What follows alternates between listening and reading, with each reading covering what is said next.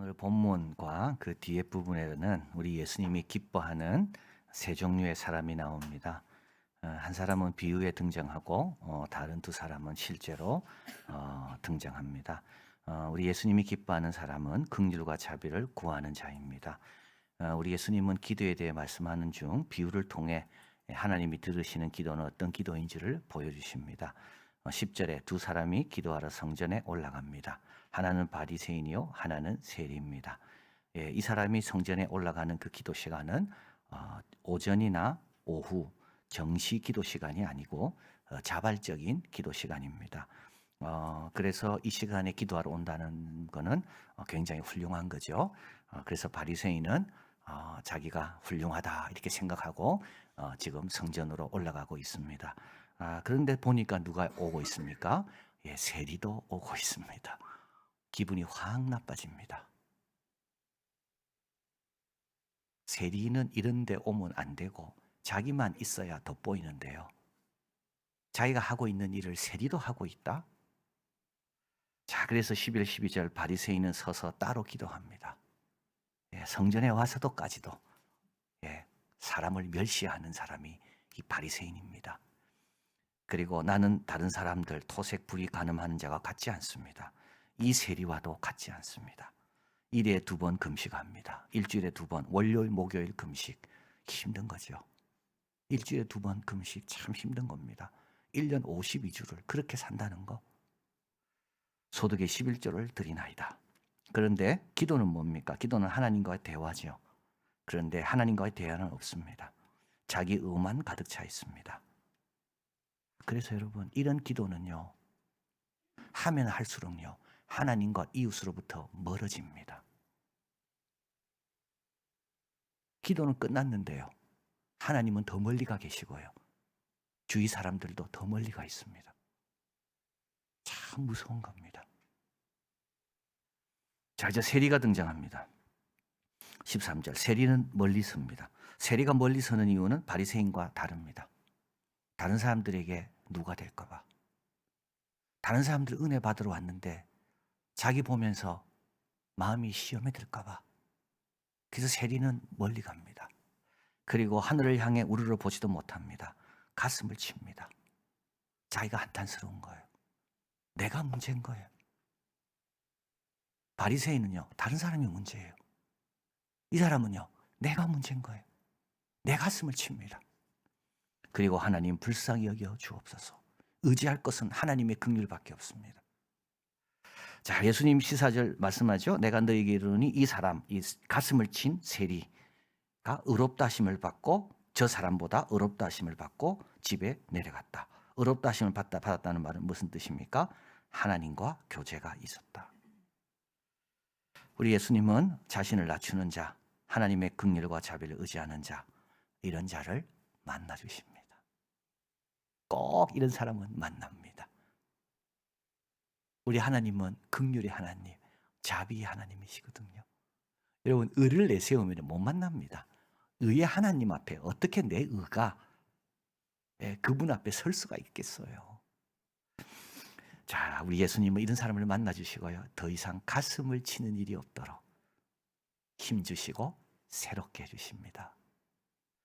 두 번째로 예수님이 기뻐하는 사람은 어린이와 같은 사람입니다. 자, 이렇게 말씀하는 중에 부모들이 어린 아기 15절에 예수님께서 사람들이 예수의 만져주심을 바라고 축복 기도죠. 안수 기도를 바라고 자기 어린 아기죠. 아기.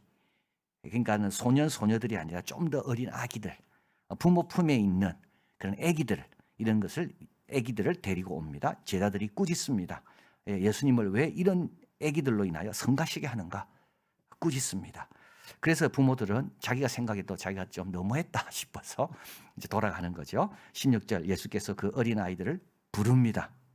부모를 불러서 어린아이들이 내게 오는 것을 용납하고 금하지 말라 하며 하나님 나라가 이런 자의 것이니라 말씀합니다. 17절 다시 또 강조합니다. 진실로, 이 아멘입니다. 여러분 이 신약을 읽다가 진실로라는 말이 나오잖아요. 이 말은 아멘입니다. 그래서 아멘은 보통 끝에 나옵니다. 다 기도한 다음에 우리 아멘 하잖아요. 이대로 될 줄 믿습니다. 아멘. 동의합니다. 그 기도 내 기도입니다. 이게 아멘입니다. 그런데 처음 아멘 나오는 경우는 그 뒤에 나오는 내용이 너무 중요하기 때문에 처음부터 동의합니다. 진실로 그렇습니다.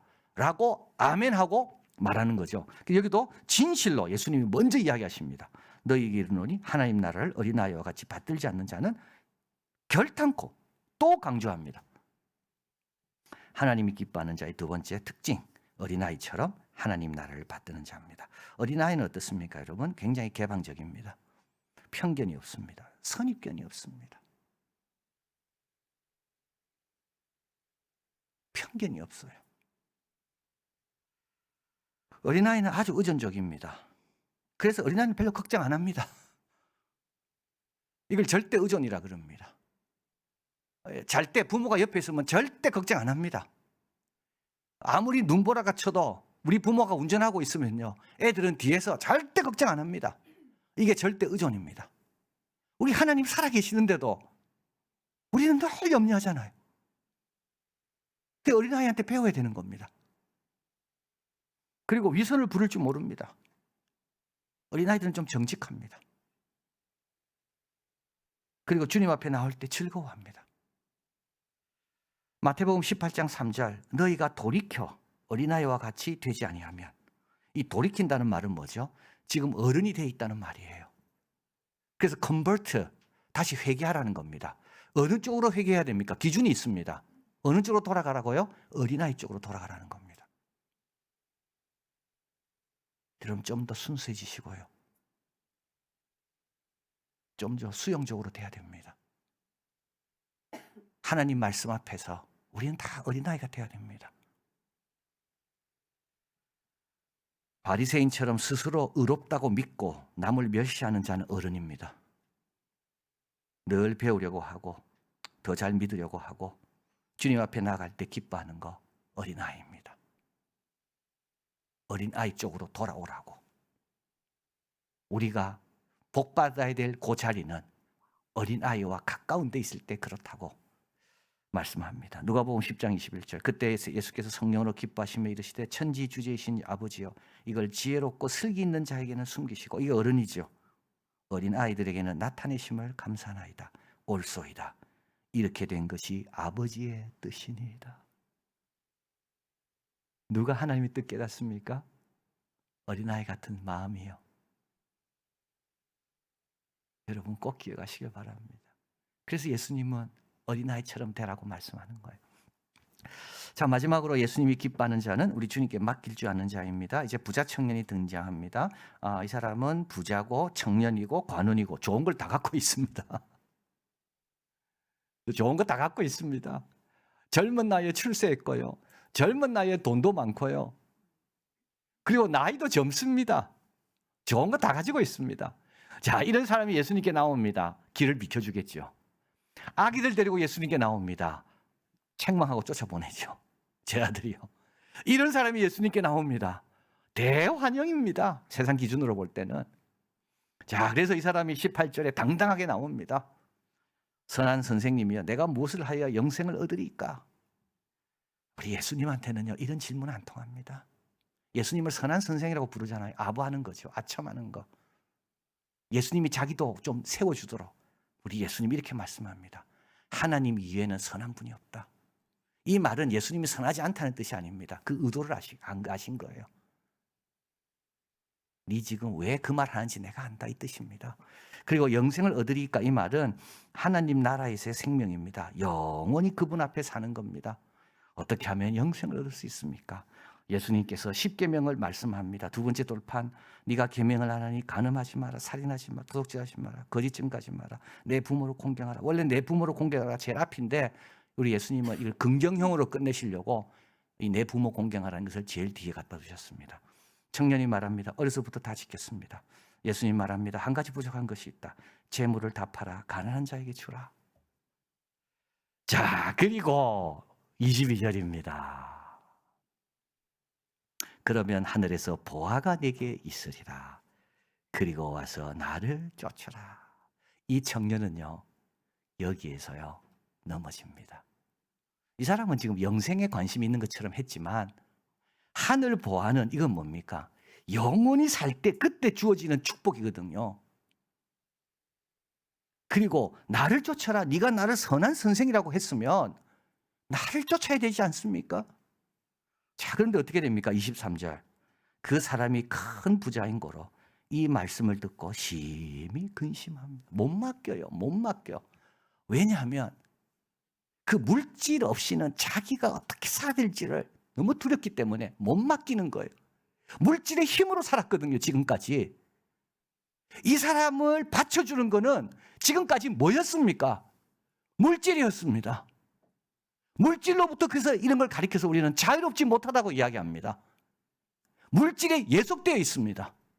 말로는 영생 이야기하지만, 말로는 선한 선생이라고 이야기하지만, 실제로 이 사람은요, 물질 없이는 못 산다고 생각하고 있는 사람이 이 부자 청년입니다.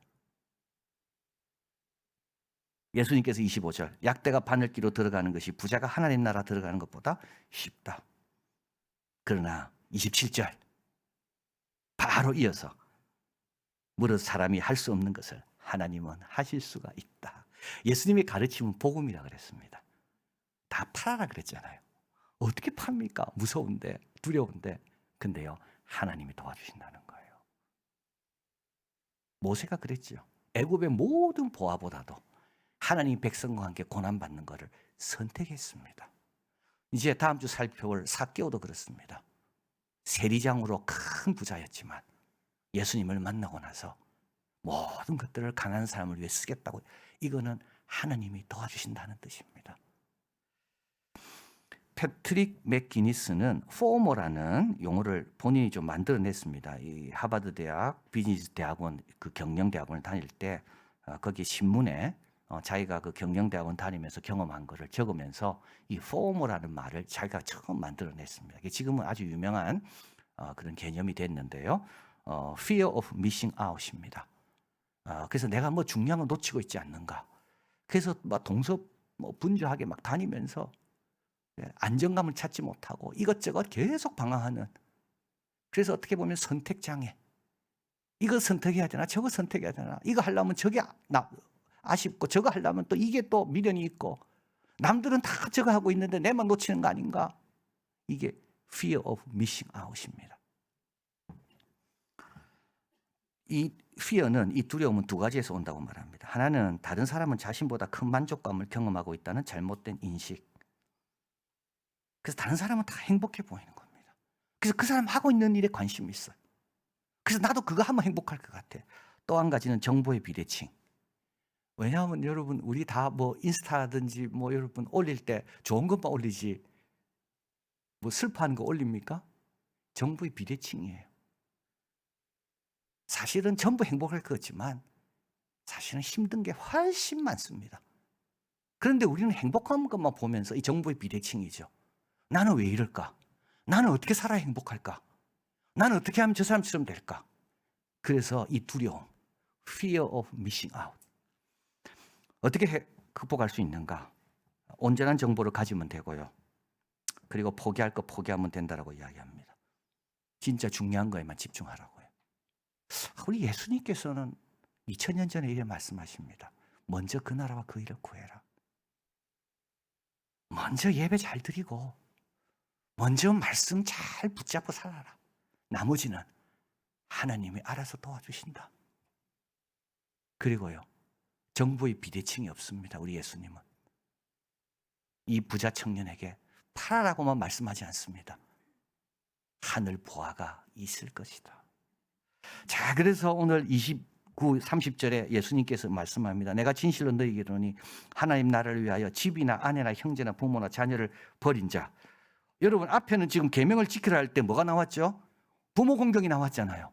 근데 여기에 뭡니까? 집이나 아내나 형제나 부모와 자녀를 버린다고 되어 있습니다. 가장 숭고한 것, 주님의 계명으로 주신 것이 뭐죠? 부모와 자녀와 형제와 아내와 집입니다. 그런데 하나 기억할 게 있습니다. 예수님의 부르심은 이보다 우선적이라는 겁니다. 그렇게 버리면 어떻게 됩니까? 끝입니까? 아닙니다. 정보의 비대칭이 아닙니다. 온전한 정보가 나오죠. 금세에 있어 여러 배 받습니다. 그 집안이 예수 믿는 집안으로 바뀐다니까요. 금세에 있어서 여러 배를 받습니다. 그리고요, 내세에 영생을 받지 못할 자가 없느니라. 자, 우리 예수님은 맡기라고 말씀하면서 그냥 맡기라고 하지 않고요. 여러 배로 받게 될 것이고 그리고 좋은 미래를 갖게 될 것이다. 자, 그래서 예수님은 맡기라고 말씀하는 거죠. 그래야 우리는 더 귀한 걸 받고 그리고 좋은 미래가 예비되어 있기 때문에. 그리고 또 예수님께서는 항상 복음이 같이 온다 그랬습니다. 말씀만 하는 게 아니고요. 하나님이 도와주신다고요. 내가 함께 할 것이다. 자, 그래서 우리는 우리의 부족을 늘 기억하시고 긍휼을 구하기를 바랍니다. 어린아이처럼 수용적이 되고 더 좀 절대 신뢰, 좀 평안하시길 바랍니다. 그리고 주님께 맡길 것은 믿음으로 한번 맡겨보는 겁니다. 그러면 하나님과의 교제가 있고 하나님 나라에 늘 거하며 주님이 주시는 상급을 풍성히 받는 우리가 될 줄을 믿습니다. 사랑하는 하나님 감사합니다. 참 주님 따라가는 건 너무 좋습니다. 왜냐하면 주님은 다 가르쳐 주시기 때문에, 힘도 주시기 때문에, 감당할 수 있는 능력도 주시기 때문에, 그리고 항상 결과는 우리가 할 수 있는 것보다 몇 배나 많은 것으로 채워주시는 너무 귀한 분이기 때문에 늘 주님 앞에 겸손하고 자기 의 드러내지 않고 다른 사람 절대 멸시하지 않게 하시고 오늘도 긍휼과 자비 구하면서 서로 소중히 여기면서 그리고 어린아이처럼 주님 많이 맡기고 신뢰해서 평안하고 잘 배우고 그리고 주님이 요구하시는 것 앞에서 오히려 기쁨으로 믿음으로 드려서 주님이 되돌려 주실 때 몇 배로 돌려주시는 그런 풍성한 복된 삶을 사는 우리들이 다 되게 하여 주시옵소서. 모든 말씀 예수 그리스도 이름으로 기도하옵나이다. 아멘.